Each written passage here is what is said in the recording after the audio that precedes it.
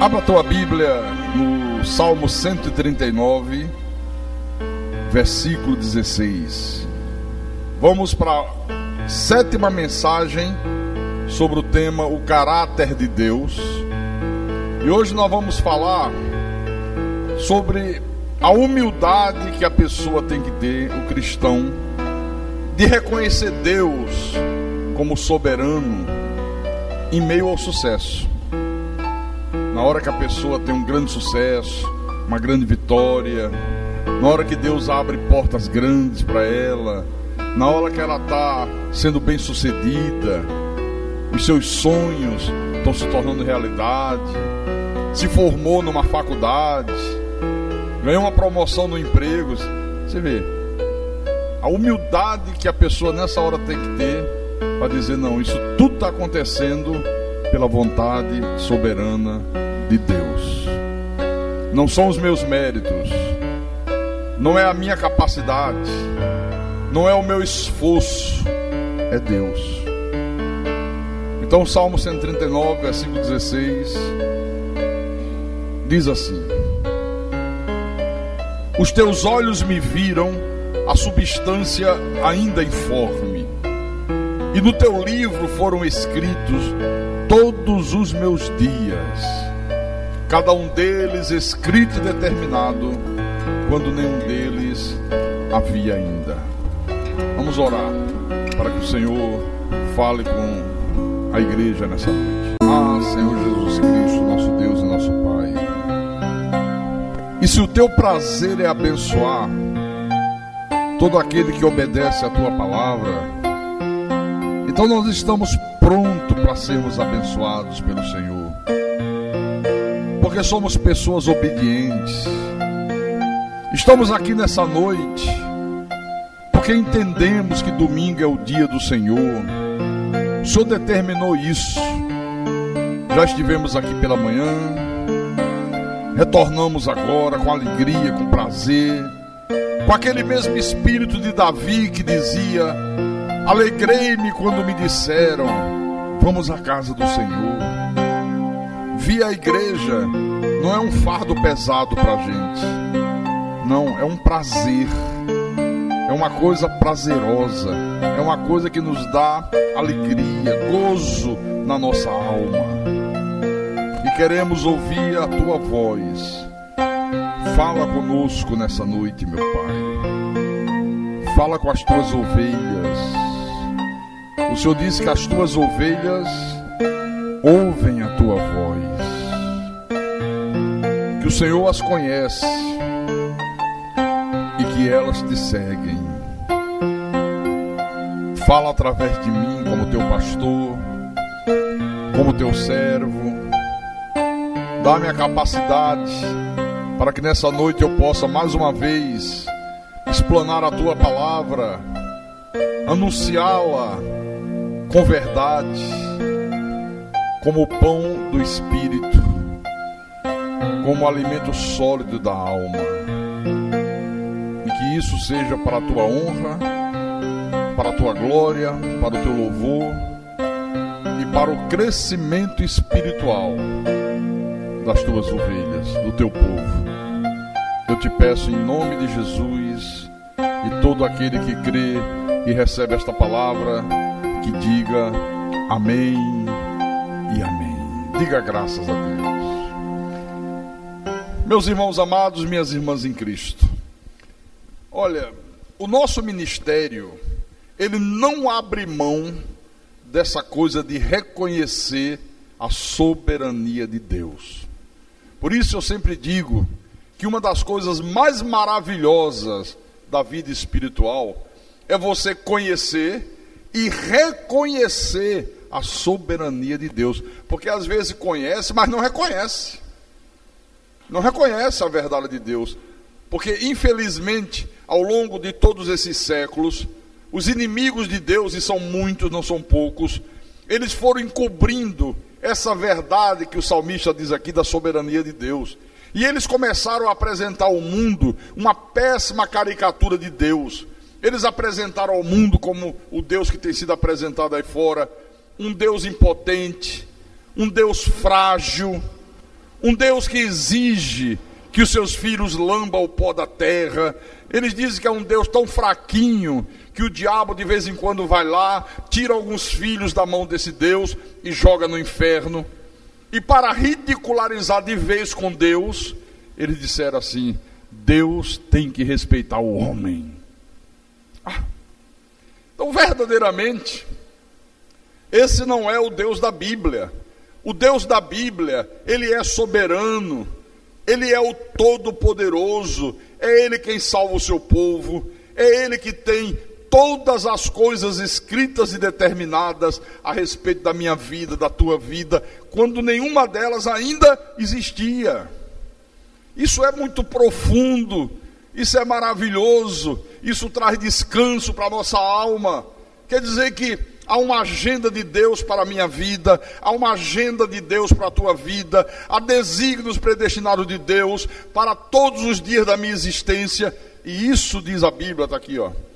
Tudo escrito e determinado antes que nós houvéssemos nascido. Aleluia, aleluia. Você hoje está aqui, já estava determinado por Deus. Antes de você nascer, já estava determinado que um dia ia aparecer um cara chato chamado Pastor Carlos, pregando o Evangelho da Graça de Deus. Você ia ouvir através do rádio, do CD, de uma maneira qualquer, e você viria e seria pastoreado por ele. Deus já havia determinado isso aí. Não foi uma decisão nossa. Amém? Você crê nisso? Você algum dia imaginou na tua vida estar numa igreja como essa, diante de um pastor como esse? Nunca, claro e evidente que não.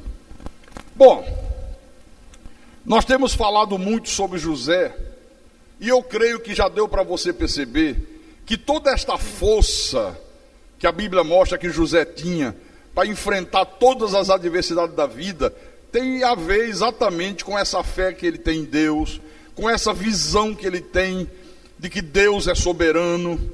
Hoje, a maioria das pessoas, inclusive aquelas que frequentam as igrejas, elas acreditam o seguinte, que um dia Deus criou o mundo, criou os céus, criou a terra, e aí sentou-se no trono, cruzou os braços e deixou tudo aí andando no automático, a revelia do homem. Não, esse não é o Deus da Bíblia. Agora, esse conceito errado de Deus, que está aí estabelecido, quase na maioria de todas as igrejas, é consequência, meus irmãos, dessa crença exacerbada que as pessoas têm no livre-arbítrio. Olha, essa doutrina do livre-arbítrio é uma das piores desgraças que já adentrou a igreja, porque ela é uma afronta a Deus, ela rouba a glória de Deus, ela aniquila a soberania de Deus. Tem um pastor da Assembleia de Deus aqui do Brasil, chamado Marcos Feliciano, que agora é deputado federal em Brasília, e eu não entendo o cara dizer que é pastor e ao mesmo tempo ser político. Isso é uma piada de mau gosto. E esse indivíduo, numa das suas pregações, isso está na internet, é só você procurar, ele diz o seguinte: Deus deu livre-arbítrio ao homem, e por isso Deus não pode mais intervir nesse mundo. Ele diz em alto e bom som, para Deus intervir nesse mundo agora, ele tem que pedir autorização ao homem.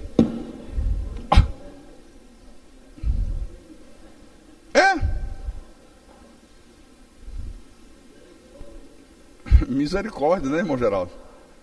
Tem um outro pastor americano que diz num dos livros dele que Deus decidiu soberanamente passar todo o poder para o homem, e que Deus fez isso quando Deus outorgou ao homem o livre-arbítrio, e com isso Deus se esvaziou de todo o poder, e que Deus não pode mais interferir na história desse mundo, que agora é o homem que decide tudo, que o homem é que traça o seu destino, que o homem é que traça a história. Que barbaridade, meus irmãos.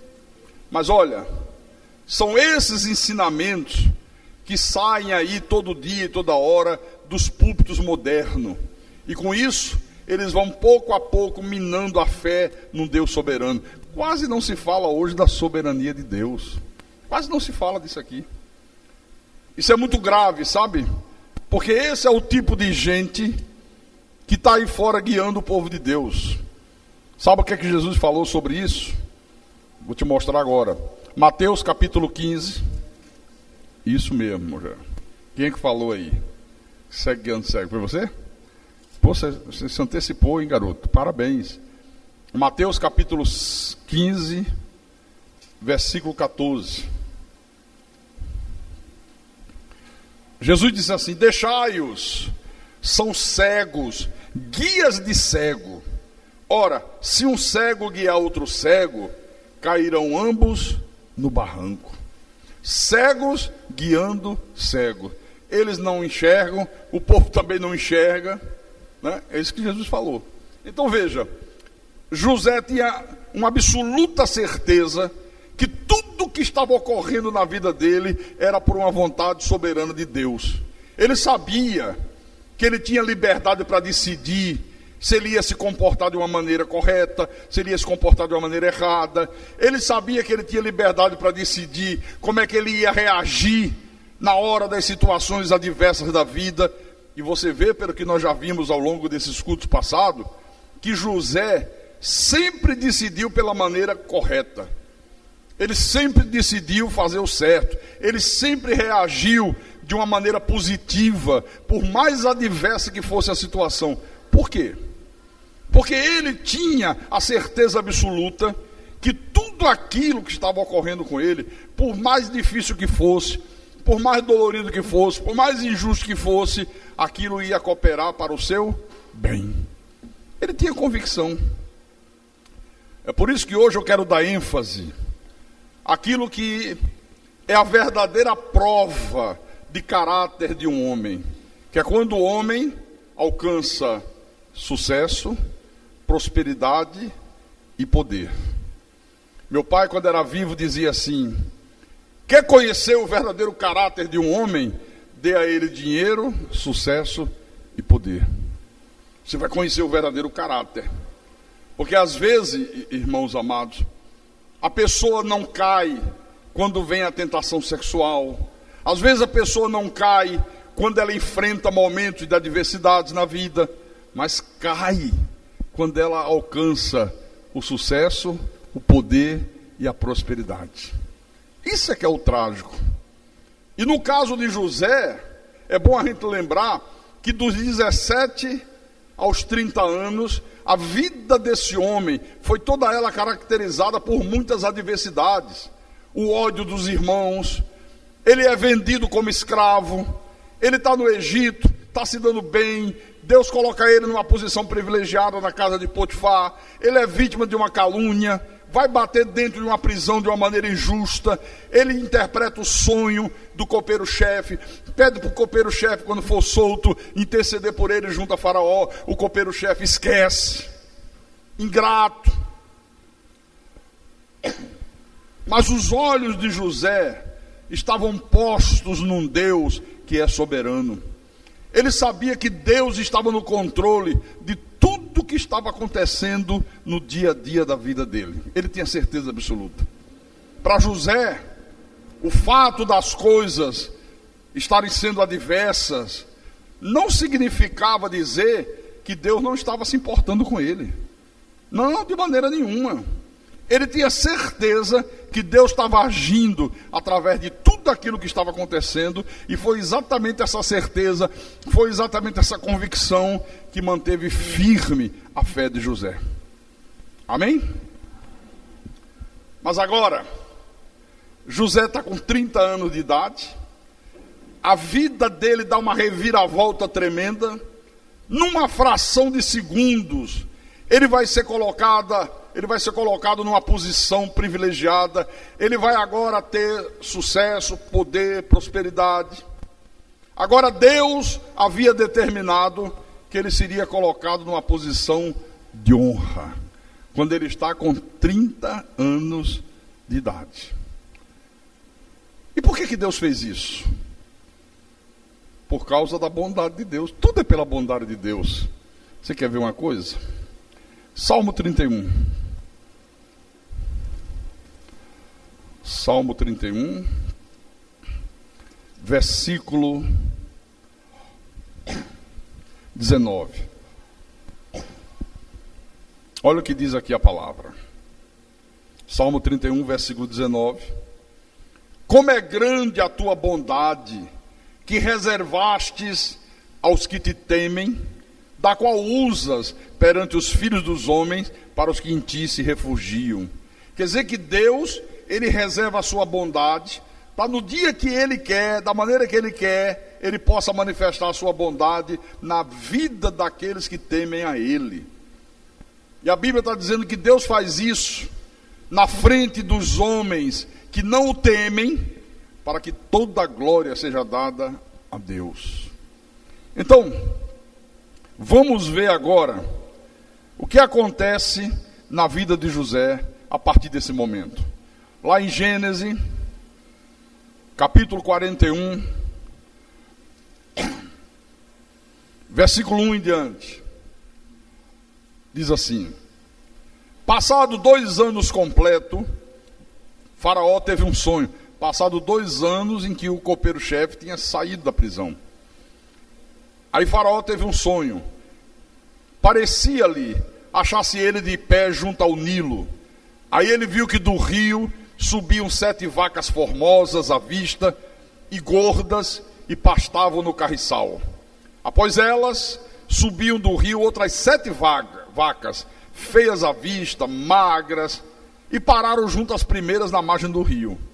As vacas feias à vista e magras comiam as 7 formosas à vista e gorda. Então acordou Faraó. Tornando a dormir, sonhou outra vez. De uma só haste saíam 7 espigas cheias e boas.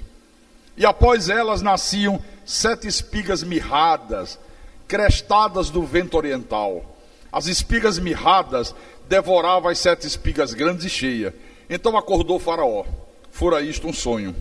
De manhã, achando-se ele de espírito perturbado, mandou chamar todos os magos do Egito e todos os seus sábios, e lhe contou os sonhos, mas ninguém havia que os interpretasse. Então disse a Faraó, o copeiro-chefe: lembro-me hoje das minhas ofensas, estando o Faraó muito indignado contra os seus servos, e pondo-me sob a prisão na casa do comandante da guarda, a mim e ao padeiro-chefe, tivemos um sonho na mesma noite, eu e ele. Sonhamos, e cada sonho com a sua própria significação. Achava-se conosco um jovem hebreu, servo do comandante da guarda. Contamos-los os nossos sonhos, e ele nos interpretou a cada um segundo o seu sonho. E como nos interpretou, assim mesmo se deu. Eu fui restituído ao meu cargo, e o outro foi enforcado.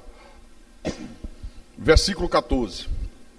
Então o Faraó mandou chamar José, e o fizeram sair à pressa da masmorra.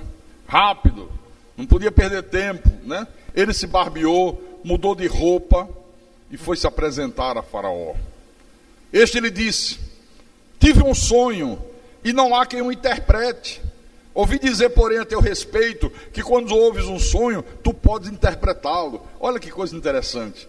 O tal de Faraó fica perturbado com os sonhos, quer saber o que aquilo significa, o que aquele sonho representava, manda chamar todos os magos do Egito, pai de santo, mãe de santo, mãe de nada, manda chamar de Macedo, manda chamar Valdemiro Santiago, e os...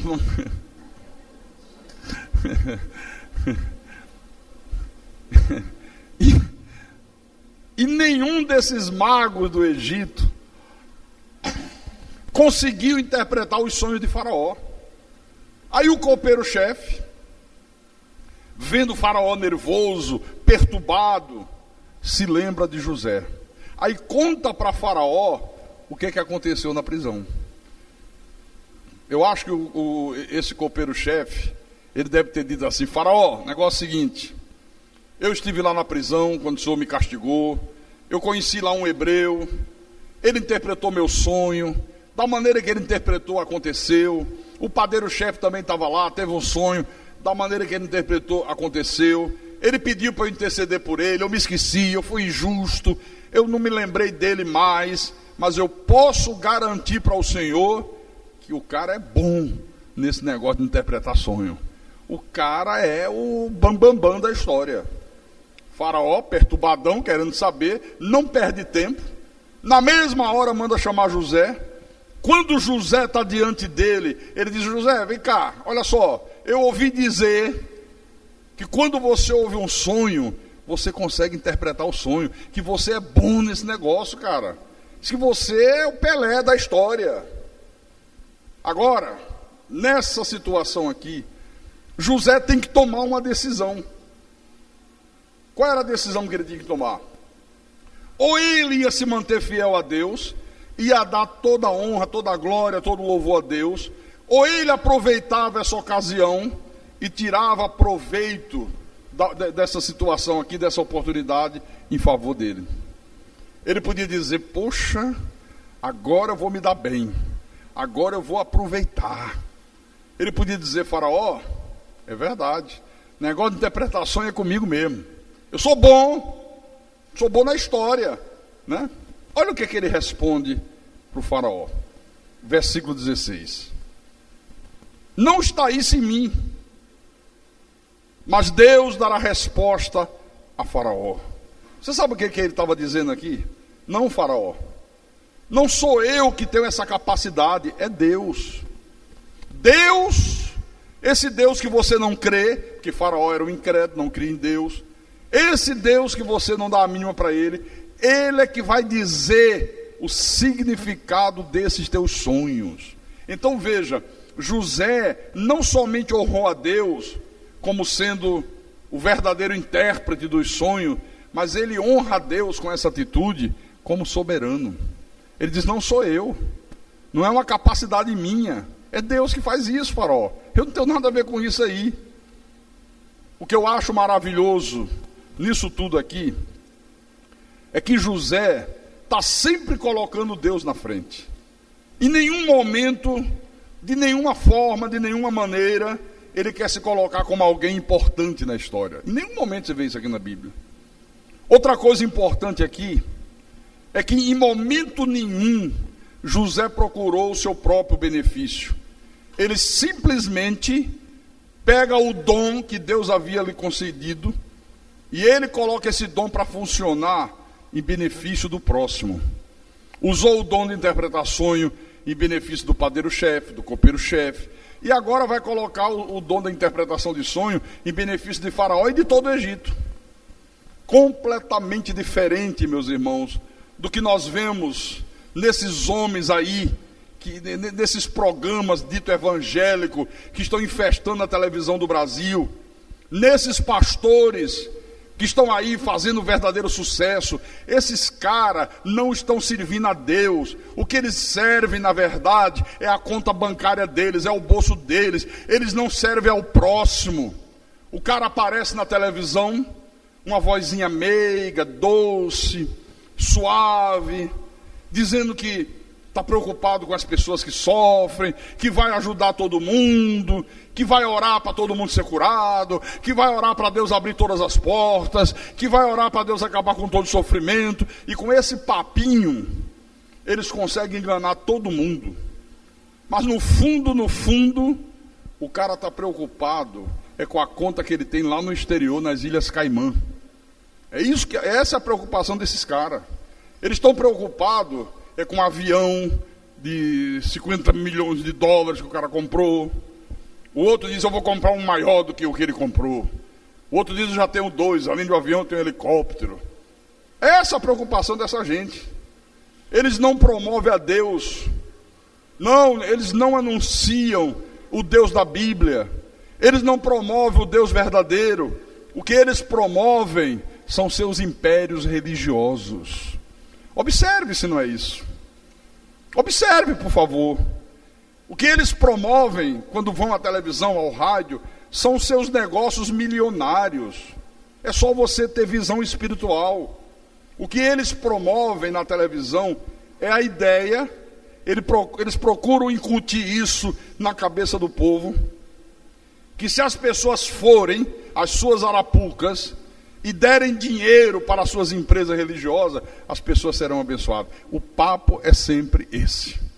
Se você vier aqui e der o teu dinheiro Deus vai abençoar você.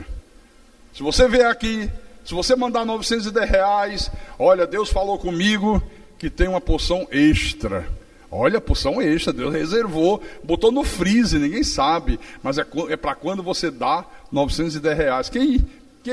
Quem viu ou ouviu o Silas Malafaia com essa picaretagem na televisão? Aí. Né? Bom, Faraó conta os sonhos a José, e José diz a Faraó que Deus, através daquele sonho, estava dando uma mensagem para Faraó do que ele, Deus, iria fazer.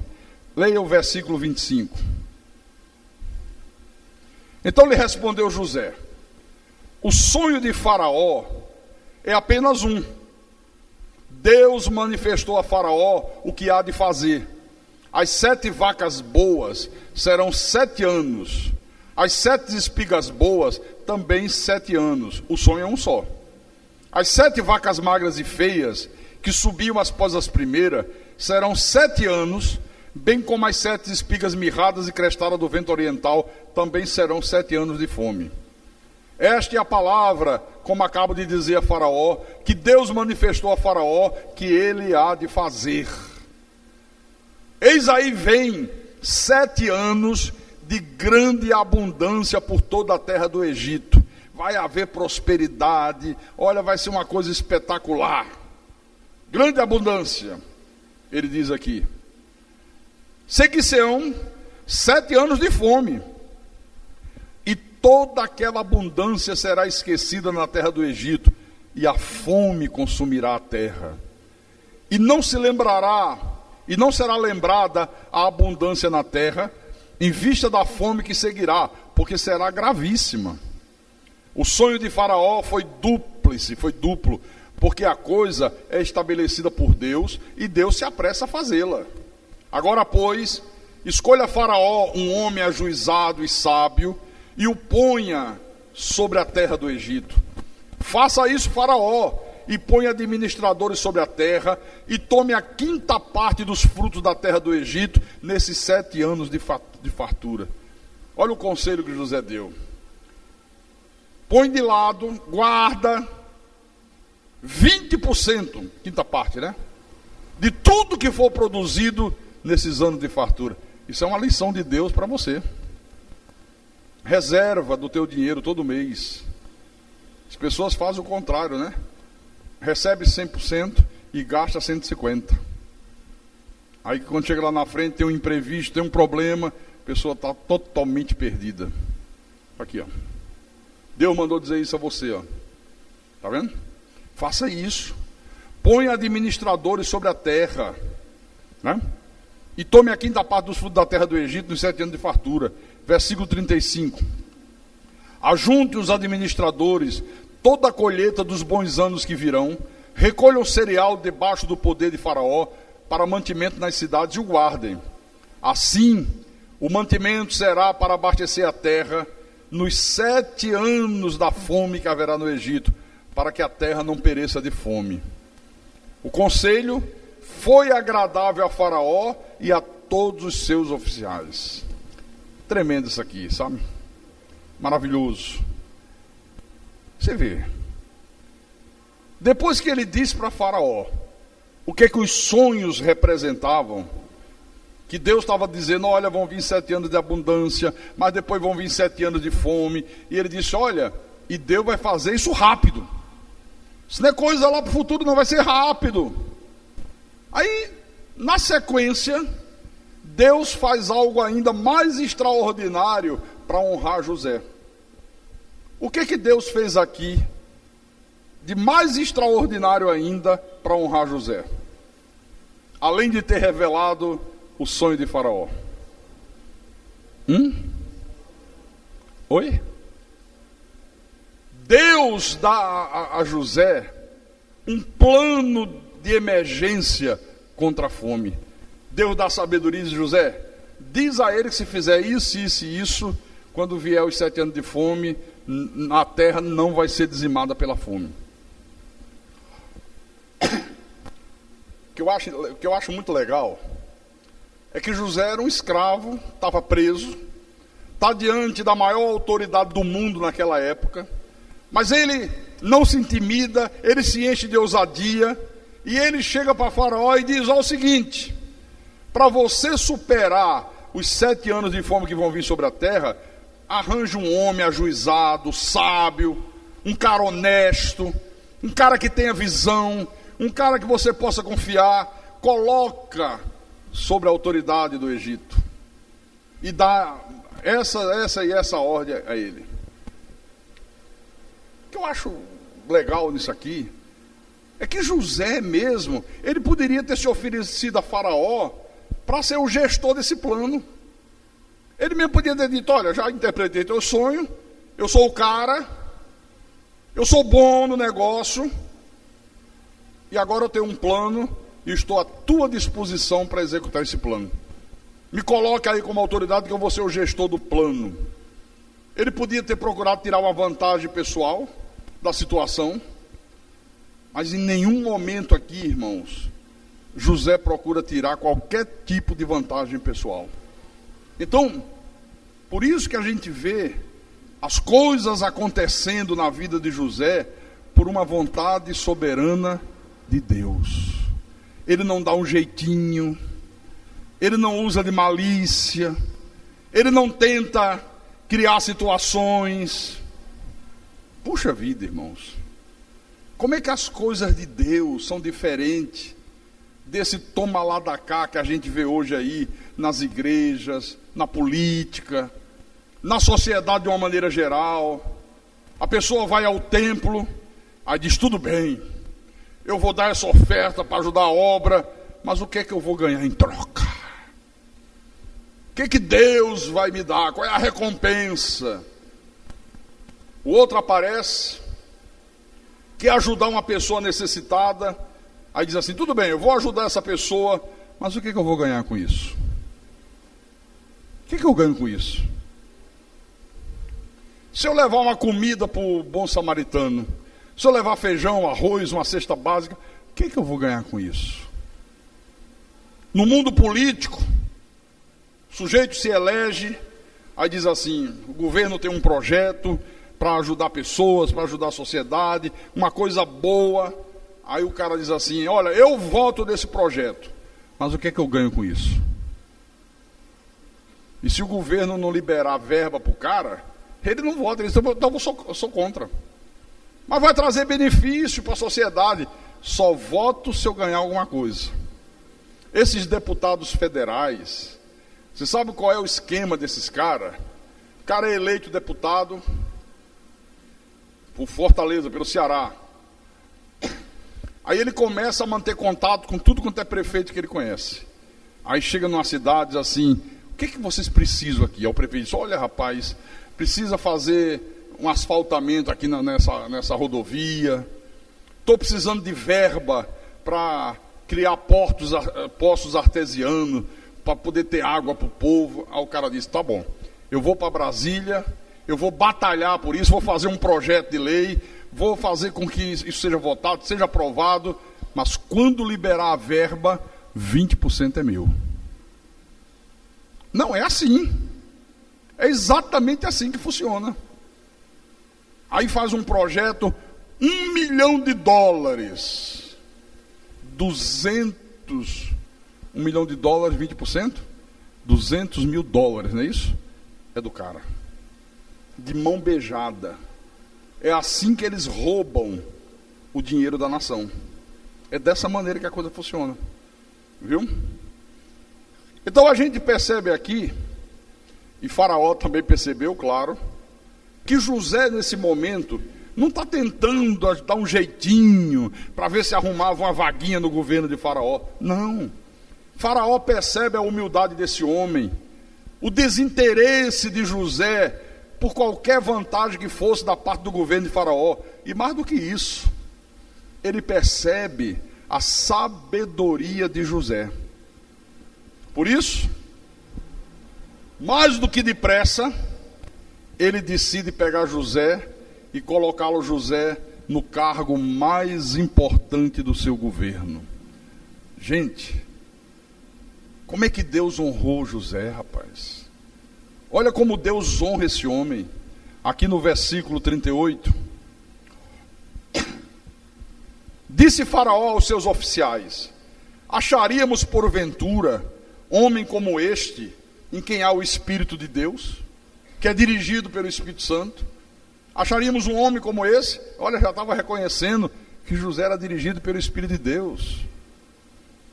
Depois disse Faraó a José: visto que Deus te fez saber tudo isto, ninguém há tão ajuizado e sábio como tu.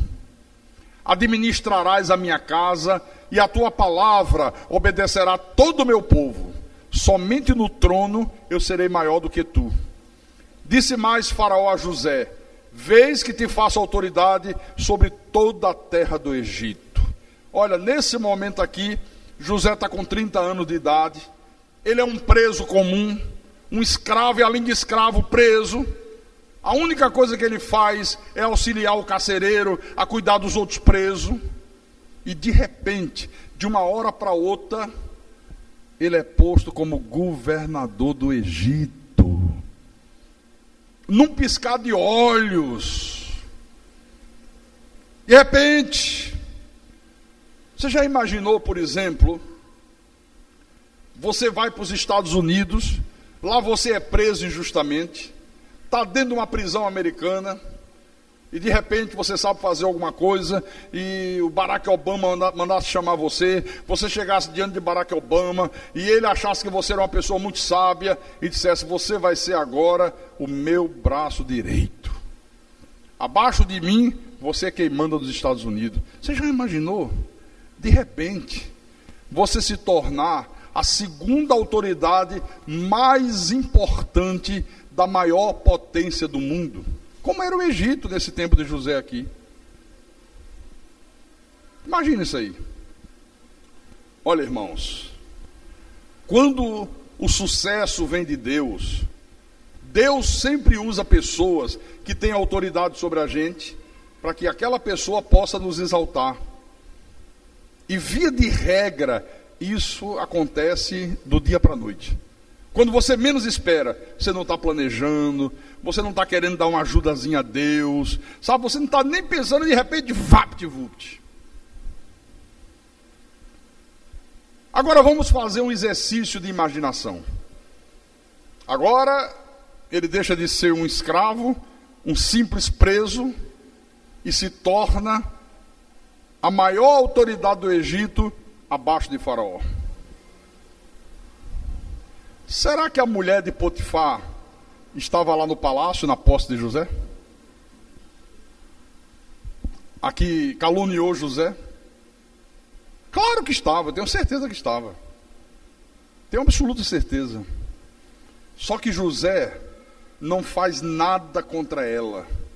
José entendia que a vingança pertence ao Senhor. Não é porque ele agora tem autoridade que ele disse: agora ela me paga, agora eu me vingo. Ele disse: não. Ele não toma nenhuma atitude. Ele disse: não, isso aí é com Deus, não é comigo. Vou fazer nada contra ela. E Potifar, o marido dela, você já imaginou a situação de Potifar aqui? Agora Potifar era comparado a nada em relação a José, porque agora quem manda é José. Potifar agora está subordinado a José. Olha como as coisas mudam, meu irmão. Veja que mudança extraordinária. Que sucesso fantástico na vida deste homem. Um sucesso extraordinário. No versículo 42, tem mais. Então tirou Faraó o seu anel de sinete da mão e o pôs na mão de José, fê-lo vestir roupas de linho fino e lhe pôs ao pescoço um colar de ouro. Nessa época aqui, esse anel simbolizava que aquela pessoa que usava o anel dado por Faraó tinha uma autoridade pública para tomar qualquer tipo de decisão em nome do rei. Era como se Faraó fizesse uma procuração com plenos poderes e passasse para dizer: olha, agora é contigo. Quem manda agora é você. Agora a bola está com você, toma a decisão aí, o que você fizer está feito.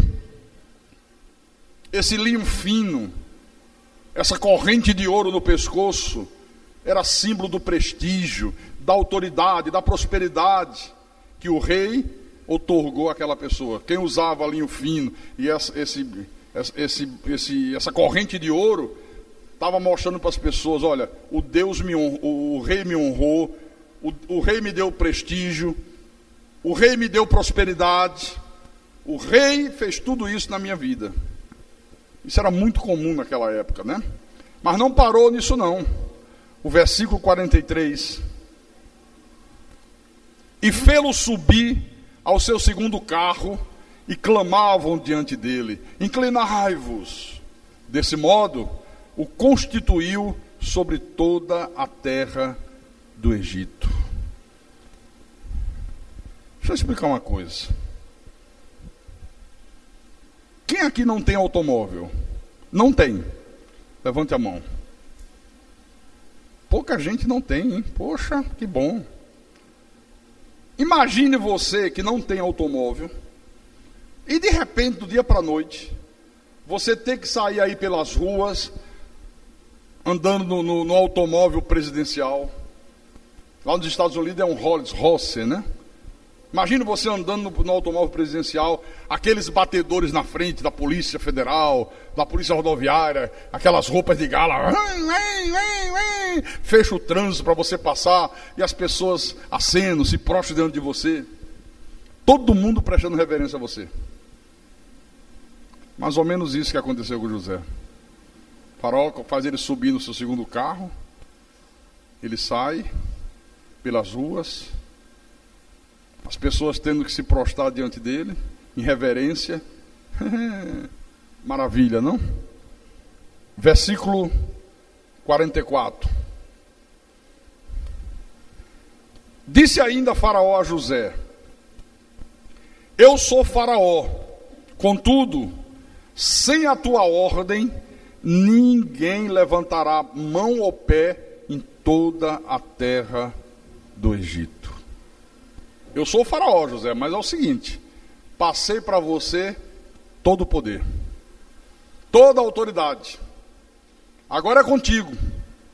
Ninguém levanta a mão nem pé nesse país sem que seja com a tua ordem. É você que está com a bola toda.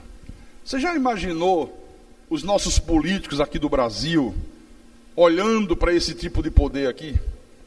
Olha, os caras iam ficar babando, meu irmão. Tudo nas mãos. Olha, eles não iam deixar ficar aí nem um coco verde no pé de coco. Iam levar tudo. Iam roubar mais do que eles roubam. Pois bem, Deus dá de bandeja para José todo esse poder, toda essa condição. Bom, pois não? Não posso atender, estou na hora do culto, tá? Esqueci de desligar o meu celular, liga outra hora. Desliguei. Maravilha. Bom, até aqui, José está se saindo muito bem, maravilhosamente bem. Até esse momento, ele está passando no teste do sucesso, da prosperidade e do poder. Ele continua dando glória a Deus, ele continua um homem humilde, perdoador, trabalhador. Depois você lê no texto seguinte, então vamos ver. Ele sai conhecendo todas as cidades do Egito.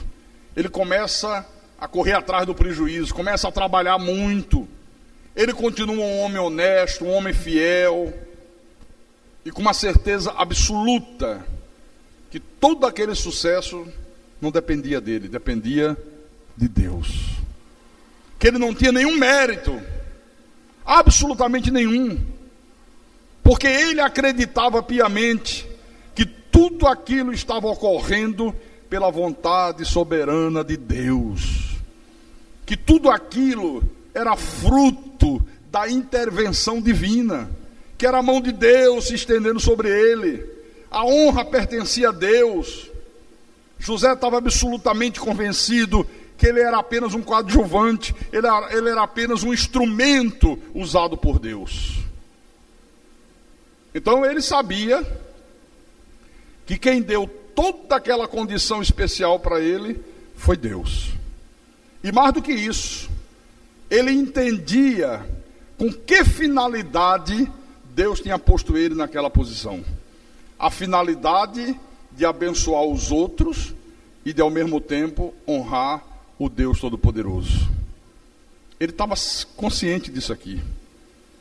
José sabia que o importante mesmo não era a riqueza do Egito, não era a glória dos homens, não era o cordão de ouro, não era agora ele poder usar as melhores roupas. Ele disse, não, isso aí não tem valor nenhum. Isso aí é Deus que está fazendo, eu não estou nem aí para isso. Deus está me colocando nessa condição de poder, de autoridade, para eu abençoar o meu próximo, para que eu possa nessa condição aqui honrar o meu Deus. O que importa para mim, o que é valioso para mim, é aquilo que eu vou ouvir de Deus quando eu tiver o meu encontro com Ele na eternidade. O que ele pensava que iria ouvir de Deus? Vou mostrar. Abra em Mateus capítulo 25.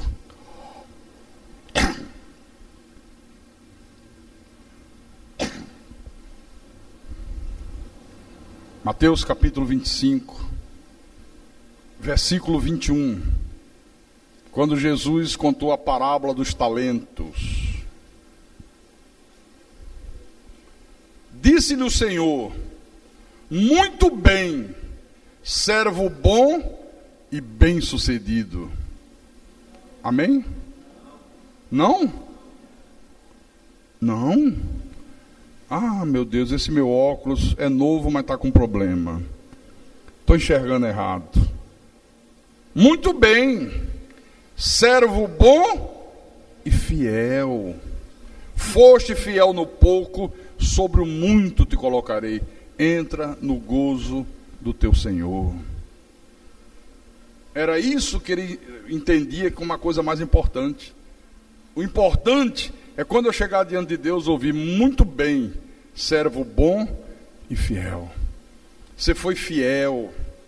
Você foi fiel quando os teus irmãos te odiaram. Você foi fiel quando foi vendido como escravo, quando estava num país estranho.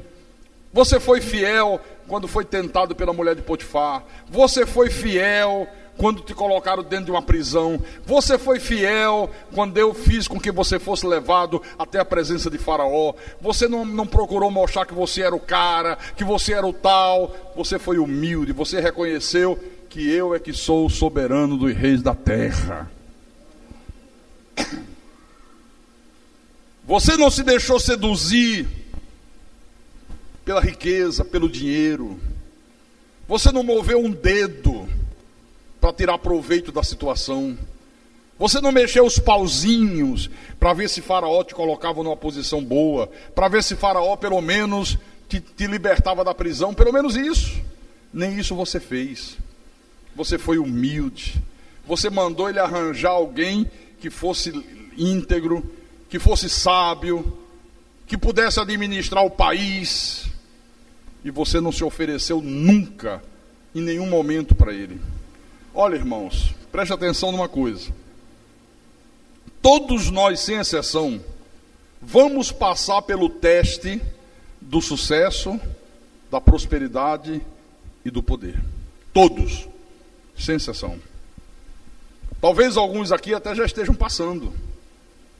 Talvez um jovem que entrou na faculdade, conseguiu passar, está indo muito bem, está tirando notas altas, já está prestes a se formar. Esse está passando pelo teste do sucesso, da prosperidade, do poder. Talvez como um estagiário, já está estagiando, está brilhando muito, está sendo bem visto pelo chefe, já está despontando na profissão que escolheu. Talvez como um profissional qualquer, que está sendo bem reconhecido. Talvez como um comerciante. talvez como uma pessoa que está sendo bem remunerada, promovida no emprego, começou um pequeno negócio e o negócio está indo de vento em popa, talvez já tenha casa própria, já tenha automóvel, cada dia as coisas estão melhorando, cada dia você está crescendo mais. Talvez alguém que já chegou na época da aposentadoria e conseguiu uma aposentadoria com uma renda alta, chegou à idade madura, da velhice, com saúde, com estabilidade. Então não importa em qual desses casos você esteja inserido. O que eu quero perguntar para você é o seguinte: você tem consciência de que foi Deus que te deu tudo isso? Você tem consciência mesmo? Pastor, meu negócio está indo muito bem. Pastor, estou ganhando dinheiro como eu nunca ganhei. Pastor, as coisas estão indo de vento em popa. Pastor, fui promovido. Recebi um aumento de salário. Olha, as coisas estão correndo muito, muito bem. Você tem consciência de que é Deus que está fazendo isso com você? Que Deus que está te dando essa condição? Que Deus está te colocando nessa situação de sucesso, de prosperidade e poder? Você tem consciência de que Deus está te dando tudo isso, de que Deus está fazendo tudo isso na tua vida com a finalidade de você abençoar os outros, com a finalidade de você abençoar a obra dele e com a finalidade de você honrá-lo como soberano? Tem consciência?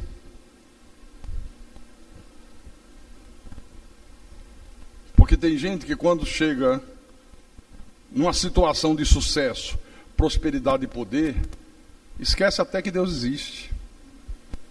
Não, eu consegui isso graças aos meus esforços. Olha, eu fui inteligente, meu irmão. Eu soube agir na hora certa. Aí glória para ele, glória para ele. Ah, o espertalhão, o sabichão da matéria. Ou você é humilde como José e diz: puxa vida, eu não movi um dedo para isso.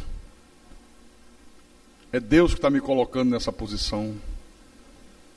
Estou me formando, ou já me formei.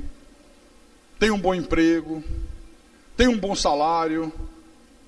Meu negócio está indo bem porque, olha, quantas pessoas nesse mundo que talvez sejam mais inteligentes que você e não conseguem entrar numa faculdade.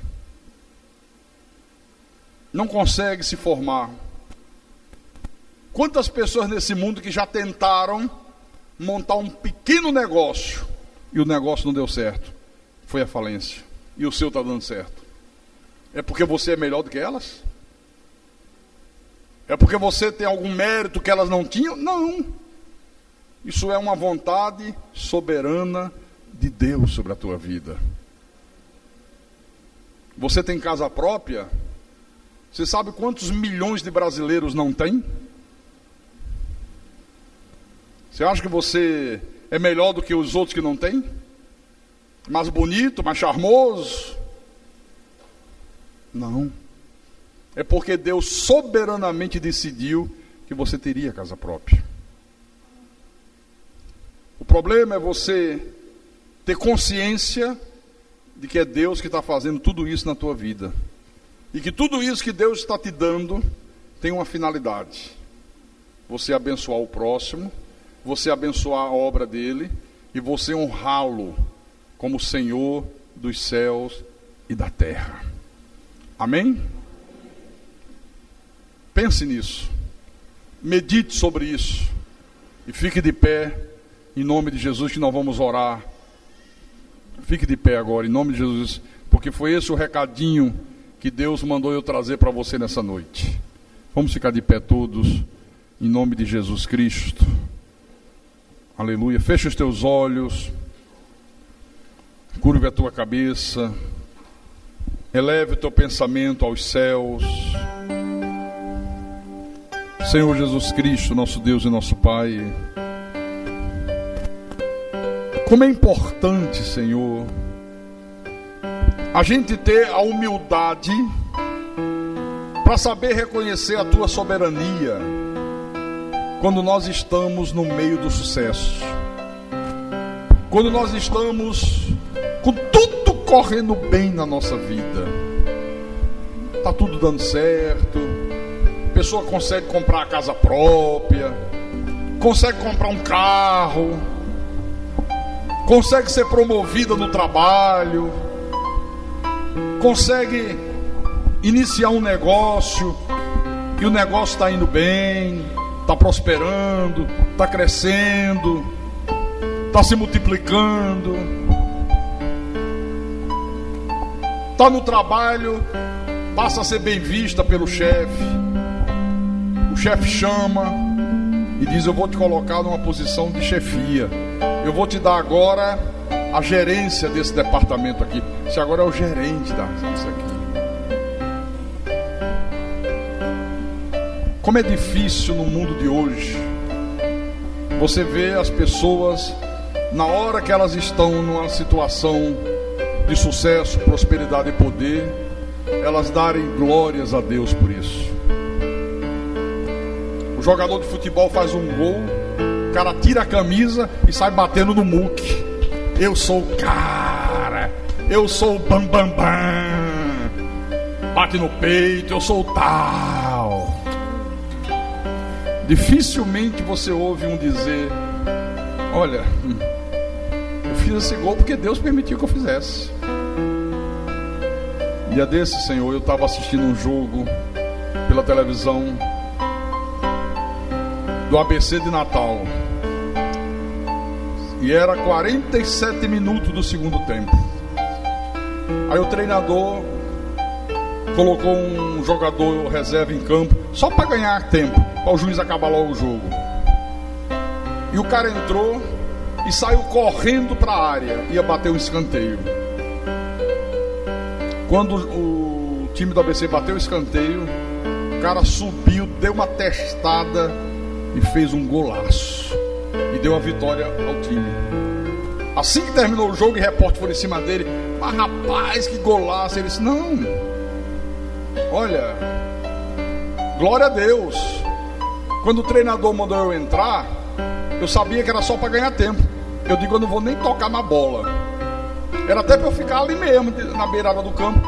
Mas eu digo: sabe de uma coisa, Senhor, eu vou lá para a área, seja feita a tua vontade. Ele disse: foi Deus, não foi eu não, foi Deus que fez isso aí. E dessa vez eu vi e me emocionei. A pessoa dá glórias a Deus, reconhecer que Deus é que estava intervindo naquela hora e fazendo com que ele fosse bem sucedido naquele momento.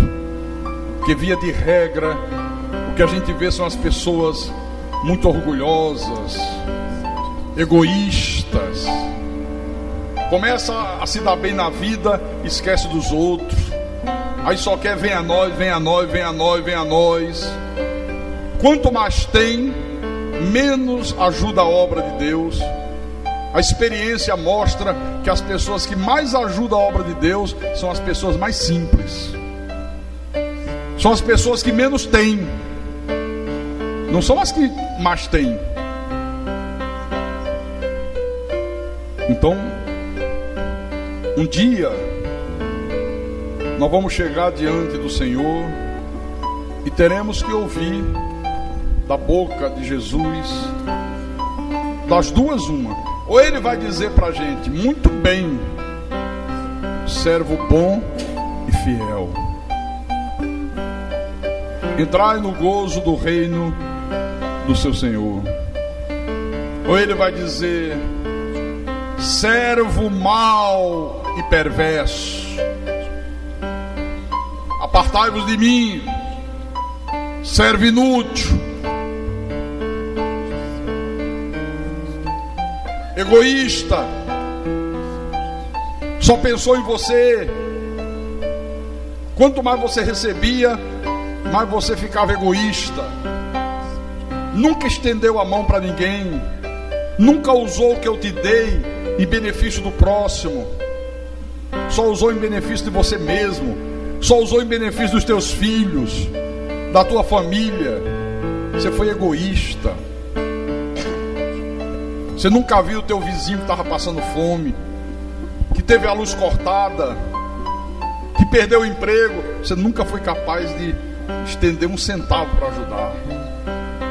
Você nunca foi capaz de fazer um sacrifício em prol da minha obra. E o servo mau, negligente, egoísta será lançado nas trevas. Essa é a situação. Todos nós vamos passar por esse teste, se já não estamos passando. Obrigado, Jesus, por nos fazer entender isso. Obrigado, meu Deus. Obrigado, meu Pai. Obrigado, meu Rei. Aleluia.